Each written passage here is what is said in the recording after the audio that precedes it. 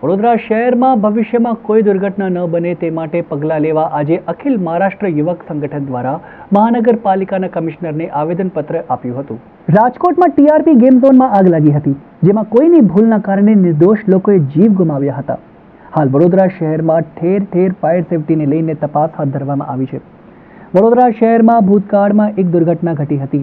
થરની બોટકાંડમાં 12 બાળકોએ જીવ ગુમાવ્યા હતા। ત્યારે અખિલ મહારાષ્ટ્ર યુવક સંગઠન દ્વારા મહાનગરપાલિકાના કમિશનર દિલીપ રાણાને આવેદનપત્ર આપ્યું હતું અને ફરી શહેરમાં કોઈ દુર્ઘટના ન બને તે માટે આવાસ યોજનાના મકાનો, ગેમ ઝોન, મોલ, શાળાઓ, સરકારી કચેરીઓ, મેરેજ હોલ જેવી જાહેર જગ્યાઓ ફાયર સેફટી તેમજ કોઈ એનઓસી જેવા દસ્તાવેજ ન હોય તેવા સંજોગોમાં લાગતા વળગતા અધિકારીઓને તાત્કાલિક સસ્પેન્ડ કરવાની માંગ કરવામાં આવી છે।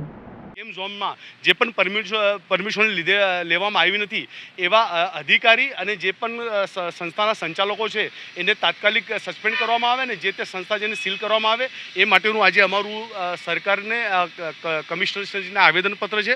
અને ભૂતકાળની અંદર આવી ફરી ઘટનાઓ ના થાય, આજે દુઃખથી કહેવું પડે છે કે ઘણીવાર આવી ઘટનાઓ થાય છે અને એના પછી અમે જાગીએ છીએ, ભગવાનને પ્રાર્થના કરીએ અને તંત્ર જ્યારે આટલું તંત્ર સારું ચાલતું હોય તો કેમ ના અમે સાવચેતી રાખીને આગળ પગલાં લઈએ। એટલે આજે અમારી જે માંગ છે એ માંગ એક જ છે કમિશનરશ્રીને કે આવનારા સમયની અંદર જે પણ મોલ હશે, જે પણ ગેમ ઝોન હશે, જે પણ હોલ હશે કે એની અંદર પ્રોપરલી તપાસ કરે અને જો કદાચ જે તે લાગતા વળગતા સંચાલકો પણ તમે સહકાર ના આપે તો એવા હોલને તમે સીલ કરો, એ જ માંગ સાથેનું આજે અમારું આવેદનપત્ર।